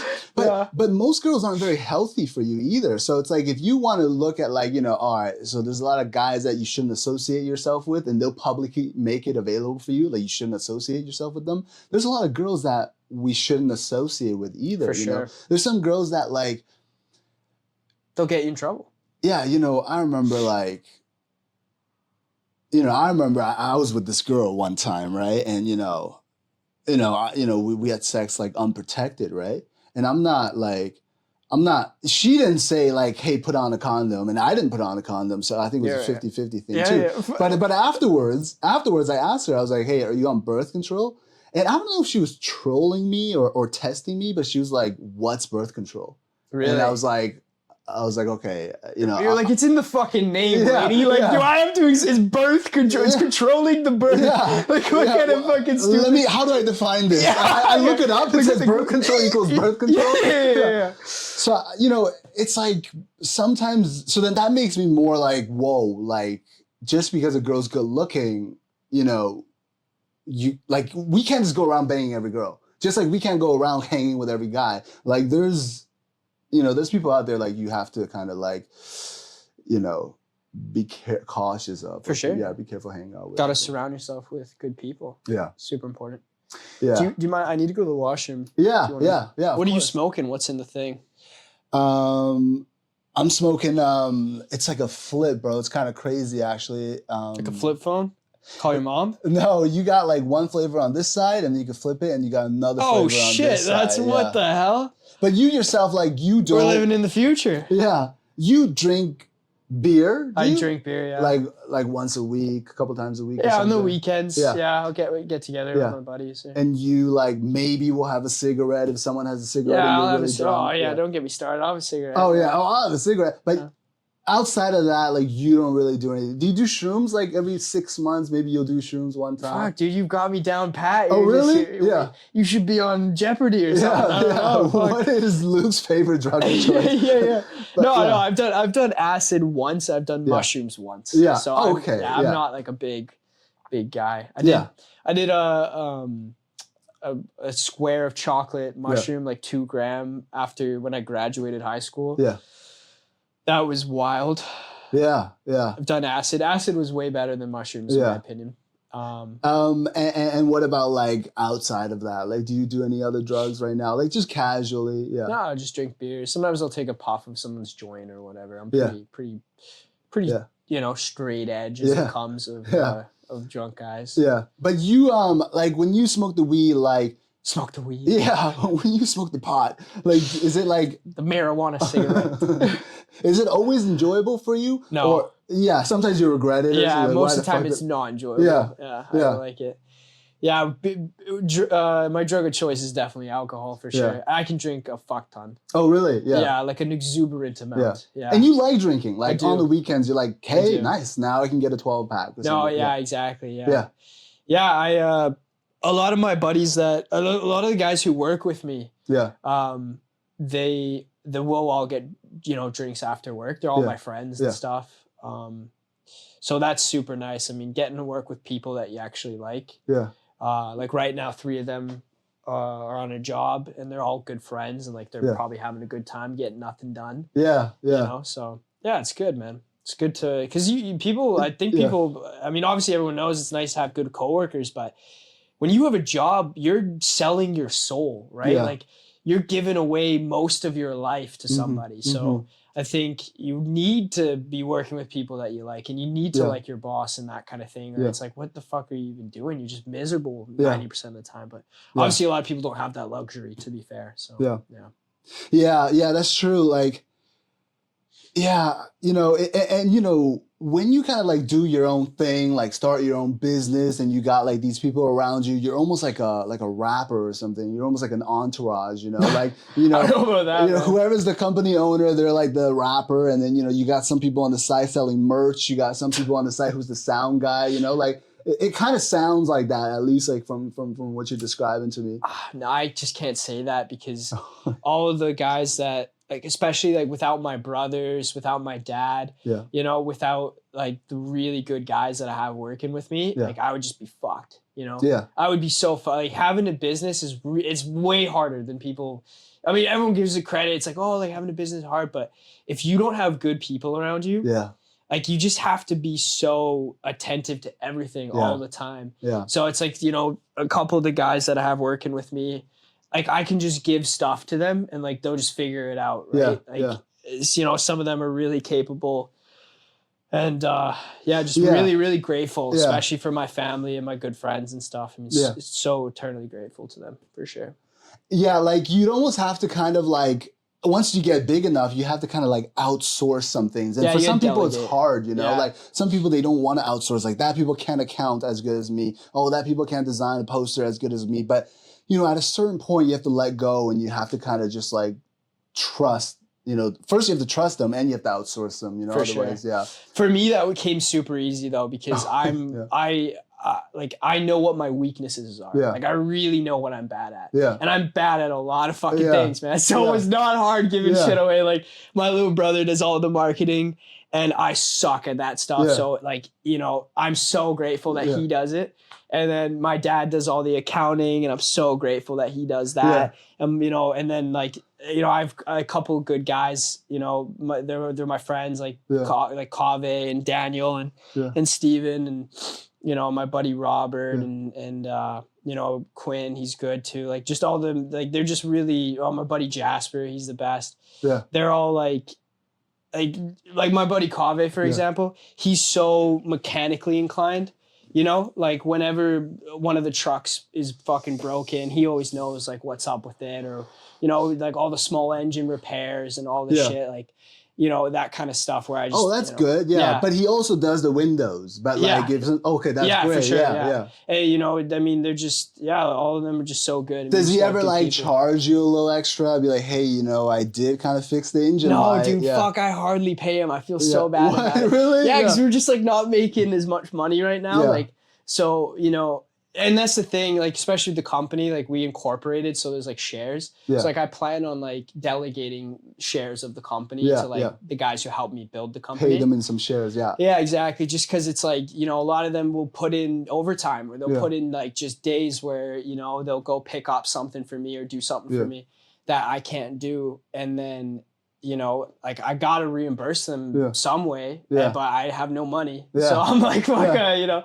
And how does that work? Because, you know, like you buy like shares of a publicly traded company. Maybe it's kind of like easy, right? Hey, let me sign on to Robinhood if you're in America. Sure, Let me buy one share of Apple, right? Yeah. But when you first incorporated your company, whoever did it for you, like the bank, or how do you incorporate a company, first of all? You literally like, so we used to, the company used to be, the entity was a sole proprietorship.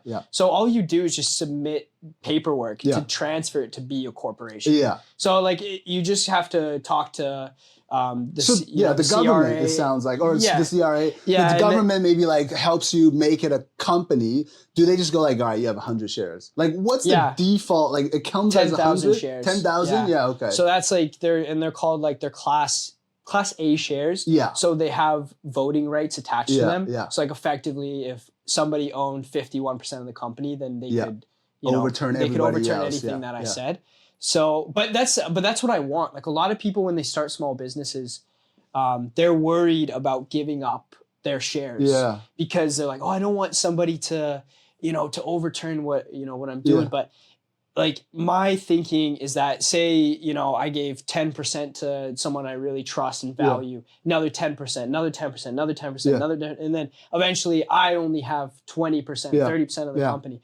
I would hope that these 7 people would, all of their brains put together would be able to make a better decision than I would. Yeah. Right? Because it's like, if they're all saying, okay, we should do this, and I'm like, no, we need to do this, I would hope that I'm fucking wrong. Yeah. And there's something I'm not seeing. Yeah. You know what I mean? And at the end of the day too, like, it's better to own 10% of a $10 million company than 100% of a $500,000 company. Yeah. You know what I mean? Like, I want to have a small piece of a big pie rather than just a shitty little pie. Right? So I try to be, you know, that's my mindset at least. Yeah.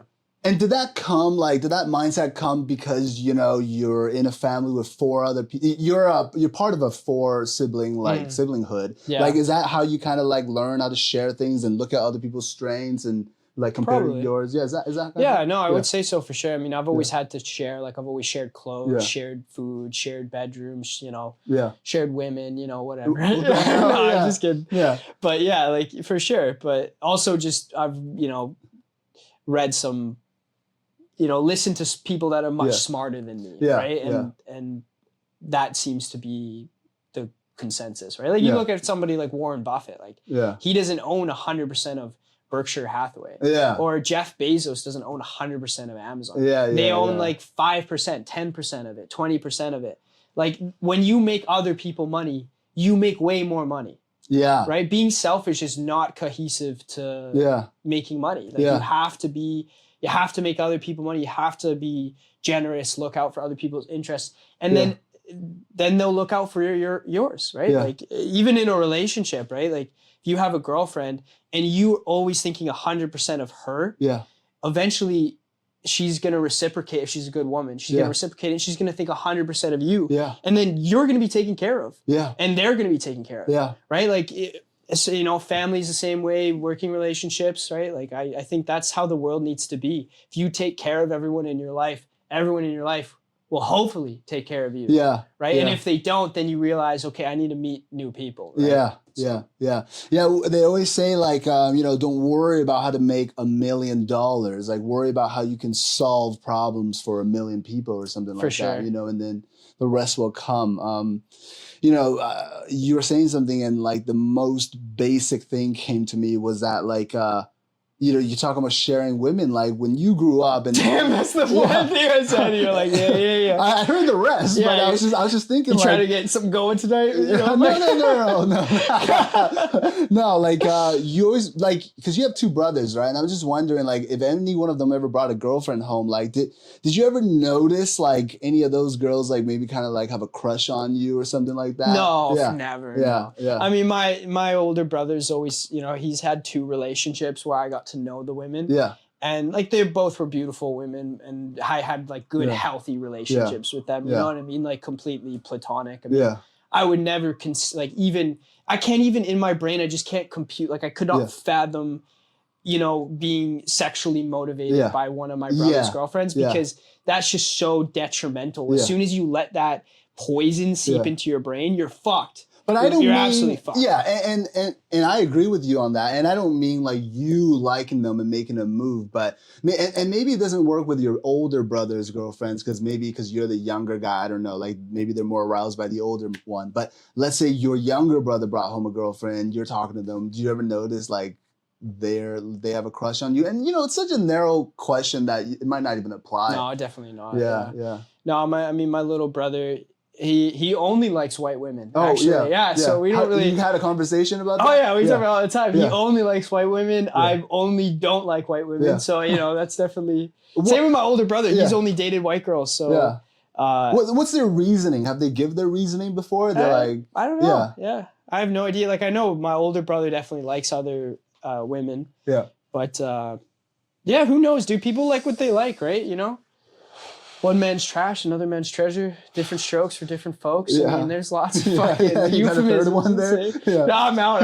Yeah. You go. It's your turn. No, I can't think of one right now. But okay. Did you ever like go to your older brother for some advice? Like, hey, I'm not really sure how to get girls. Like, did he ever like impart wisdom on dating out to you? Or not really. Not really. Yeah, not really. Yeah. No, he was always just kind of like, just be confident and stuff. Yeah. My dad always was good with that. He would always tell me like, what did your dad say? Yeah. He would always say like that, I would be a good boyfriend. And that that a woman would be lucky to have me, like kind of the way that people like how girlfriends support each other. They'd be like, you're a boss bitch, like you can get any man that you want. Any man would be lucky to have you, whatever. That was my dad. He was my hype man.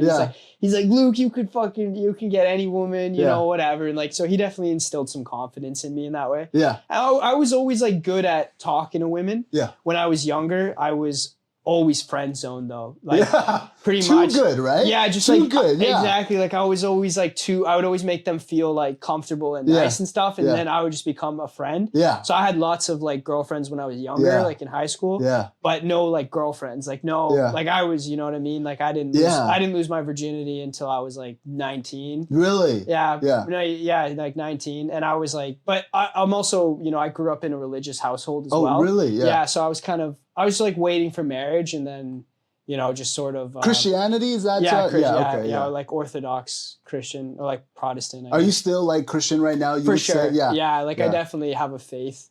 Yeah. But I'm not religious. Like I don't go to church or like I don't really believe in religion as like a sect. I believe in more of like the community aspect of it, and then like your own personal faith. Yeah. That's just. But you believe there's a God. Yeah, for sure, yeah. Okay. Yeah. And, because, I think some people, when they find religion, right, like maybe later on in life or something, like it's because they needed something to believe in. And I feel like if you as a person, even if you don't believe in God, you need to believe in like something that's like a little bit outside of yourself for when you're super down. For sure. You need to kind of be like, oh, there's this in the back of my mind. And it could be yourself. It could be like a higher purpose. It could be a vision of like where you want to go. But you need to like believe in something. For sure. You need to have something to rely on. Well, you're always going to idolize something. You're like, everyone has gods, right? Some people's gods are money or sex or fame or power or control, whatever. Like, but everyone has a master. We all answer to somebody, right? So, a lot of people it's religion. Some people it's the universe. Some people it's fucking rocks. Some people it's, whatever, like nature. Like, everyone answers to somebody. And would you say for you that like God truly is the highest one? Yeah. Or it's maybe like creating your own family or something like, well, everybody has a master, like you said, like is God your truly highest like, belief? Or is it like, for sure. Yeah. Like, Jesus, like that to me is like the, I don't know. I don't really want to get too much into it because like it'll be a long conversation, but like I definitely believe there's a higher power. Yeah. But on earth, like I have priorities. Yeah. So like my priorities is like number 1 is my family. Yeah. And then number 2 is the truth. And then number 3 is comedy. Like I think those are the kind of things that everything falls under for me, right? Yeah. Like if it benefits my family and like the people in my life, if it's truthful and if it's funny, like then I'll get behind it, right? Like those are the things that I like in life, And when you say the truth, you mean like you're not gonna hold your tongue if you feel like that's not something you agree with. Never. No. Like I always think that you should just be honest especially being honest with yourself, right? Like most people I think lie to themselves so frequently that they don't even reconcile what the truth is anymore, right? Like I know a lot of, you can tell, right? Like you know a lot of people who are just pathological liars or they're just, it's just habitual, right? Like they're so used to lying that they couldn't even find the truth if they were fucking sitting on it. Yeah. So some people, like you confront them with a lie and they go to another lie. And you're just like, what are you doing? I'm trying to like, let's get to the truth of it. No, exactly. And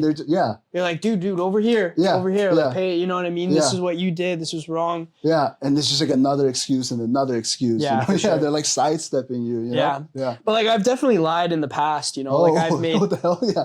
No, like, when you're younger and like I've made mistakes and there's some things I regret and I'm not a perfect person. Like I definitely lie.